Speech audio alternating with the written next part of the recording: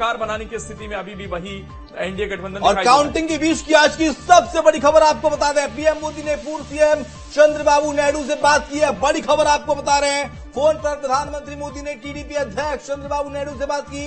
Counting के बीच की इस वक्त की सबसे बड़ी खबर, टीडीपी चीफ चंद्रबाबू नायडू से प्रधानमंत्री नरेंद्र मोदी ने बात की है।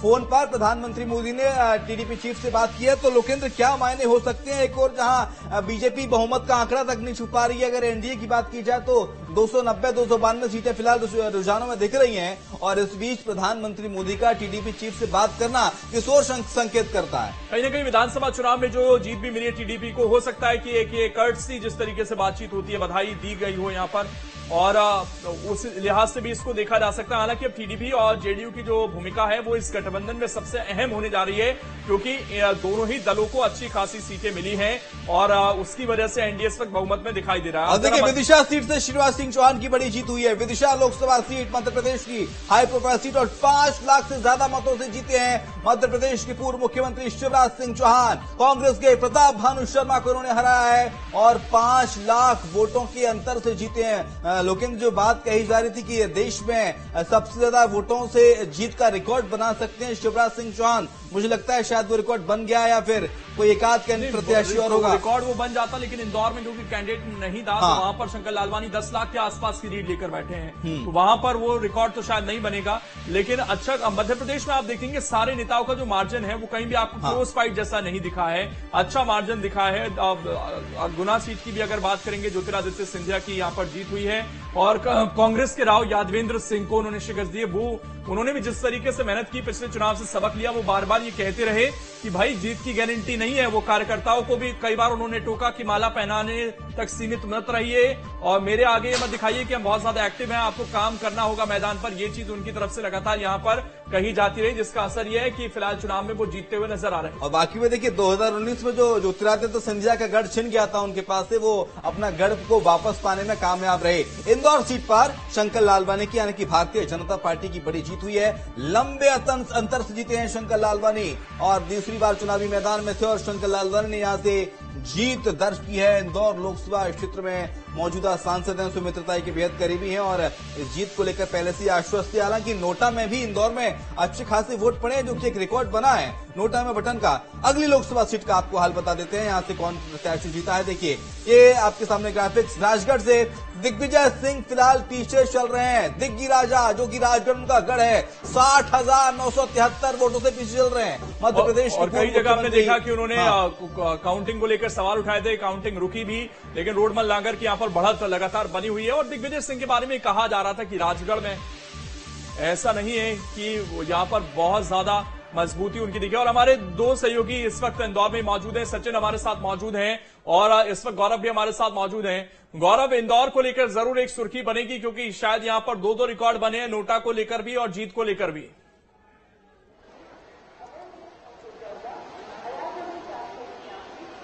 देखिए, बिल्कुल इंदौर ने आज 2 रिकॉर्ड बनाए, क्योंकि आज देश भर में देखें तो सबसे बड़ी जीत इंदौर में ही देखी जा रही है, क्योंकि यहाँ पे 11 लाख वोटों के अंतर से यहाँ पे शंकर लालवानी अभी जीतते हुए नजर आ रहे हैं।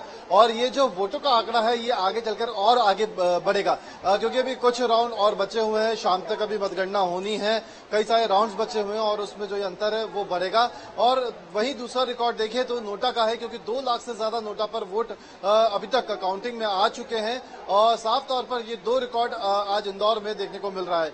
इतना बड़ा मार्जिन इसलिए क्योंकि एक तरफा चुनाव इंदौर का था, शंकर लालवानी अकेले ही चुनावी मैदान में थे, कोई कांग्रेस और कोई प्रत्याशी चुनावी मैदान में नहीं था। लेकिन निर्दलीय जो कैंडिडेट्स यहाँ इंदौर में चुनाव लड़ रहे थे, उनको अगर हम देखें तो उन्हें बहुत ज्यादा कुछ वोट यहाँ पे नहीं मिले हैं। लेकिन जनता का जो वोट था, जो कांग्रेस के पाले में जाता था, वो कहीं ना कहीं नोटा पर शिफ्ट हुआ है, क्योंकि एक तरीके की वही यहाँ पे कांग्रेस ने चलाई थी, और उसका कुछ असर यहाँ पर देखने को जरूर मिला है। लेकिन मुझे लगता है गौरव की नोटा, जब से नोटा शुरू हुआ है, नोटा के इतिहास में सबसे ज्यादा वोटिंग हुई होगी अब तक नोटा में, इंदौर में। इससे पहले देश में कभी इतने वोट नहीं पड़े नोटा के लिए। बिल्कुल बिल्कुल बिल्कुल, ये सबसे बड़ा रिकॉर्ड है, ये बहुत बड़ा रिकॉर्ड है। आज तक कभी इतिहास में ऐसा नहीं हुआ कि 2 लाख नोटा पर वोट गए हों। अपने आप में इंदौर ने आज इसको लेकर रिकॉर्ड बनाया है। लेकिन मैं बात कर रहा हूं कांग्रेस के उस मुहिम की या कांग्रेस के उस टारगेट की कि वो नोटा को इस प्रतिशत तक पहुंचा दे कि यहाँ का जो चुनाव है वो ही निरस्त हो जाए। क्योंकि जिस तरीके से कांग्रेस के कैंडिडेट थे अक्षय कांतिमाम, उन्होंने एंड टाइम पर अपना नामांकन वापस लिया था, कहीं ना कहीं कांग्रेस को एक बहुत बड़ा सेटबैक लगा था और उसी के बाद नोटा के लिए लगातार कांग्रेस ने लोगों से अपील की थी। कांग्रेस मैं लौट रहा हूं, इस वक्त डिप्टी सीएम राजेंद्र शुक्ला जी हमारे साथ जुड़ गए हैं। राजेंद्र शुक्ला जी, बहुत बहुत स्वागत है आपका न्यूज स्टेट पर। और सबसे पहले तो मध्य प्रदेश के जो नतीजे हैं उसी पर किस तरीके से देख रहे हैं? बहुत बहुत बधाई भी आपको कि 29 की 29 पर फिलहाल आगे चल रहे हैं। आपको लग रहा है कि यही रिजल्ट अब रहेगा अंतिम समय तक?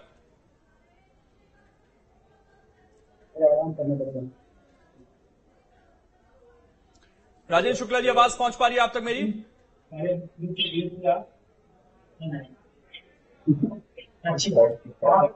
राजेंद्र जी, क्या आप सुन पा रहे हैं आप हमें? लगता है कुछ तकनीकी खामियां, इसको दुरुस्त कर लेते हैं। तो डिप्टी सीएम राजेंद्र शुक्ला जल्दी हमारे साथ जुड़ेंगे।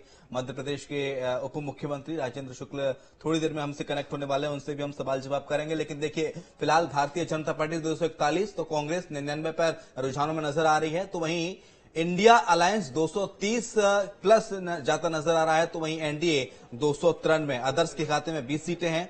हालांकि 351 सीटें 2019 में एनडीए जीता था, लेकिन इस बार एनडीए की स्थिति यहां पर कमजोर होती नजर आ रही है। राजगढ़ लोकसभा क्षेत्र की बात की जाए तो यहां से मध्य प्रदेश के पूर्व मुख्यमंत्री दिग्विजय सिंह पीछे चलते हुए नजर आ रहे हैं। रोडमल नागर जो कि मौजूदा सांसद हैं, वो लगातार बढ़त बनाए हुए हैं 70,000 से अधिक मतों के अंतर से। तो वहीं कुछ सीटें ऐसी हैं जहां पर प्रत्याशियों की जीत और हार तय हो गई है। जैसे कि इंदौर में बात करें तो शंकर लालवानी यहां जीत गए हैं, गुना से ज्योतिरादित्य सिंधिया जीत गए हैं, विदिशा से, मध्य प्रदेश की विदिशा से पूर्व मुख्यमंत्री शिवराज सिंह चौहान 5 लाख मतों के अंतर से जीते हैं। इसके अलावा कई ऐसी सीटें हैं जहां पर जीत और हार तय हो गई है। लेकिन फिलहाल रुझान कई सीटों पर लगातार बने हुए हैं। मध्य प्रदेश की सबसे हाई प्रोफाइल सीट मानी जा रही थी छिंदवाड़ा की लोकसभा सीट, जहां पर नकुलनाथ जो कि पूर्व मुख्यमंत्री कमलनाथ के बेटे हैं और वहां पर बीजेपी नेता शंकर लालवानी के बीच में मुकाबला था। और वहां से खबरें आ रही हैं कि शंकर लालवानी भारी मतों के अंतर से आगे चल रहे हैं और नकुलनाथ वहां पर चुनाव हार भी सकते हैं। तो कोई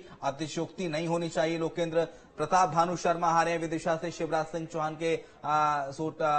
चौहान के अपोजिशन में खड़े थे प्रताप भानु शर्मा।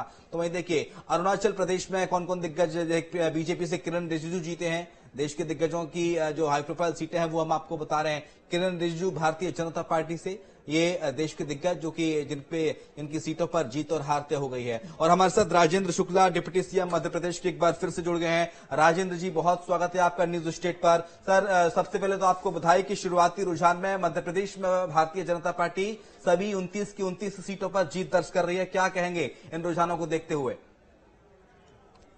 मध्य प्रदेश की जनता को बहुत बहुत मैं धन्यवाद देता हूं आपके माध्यम से कि मध्य प्रदेश में विकास की यात्रा जो 2003 से शुरू हुई है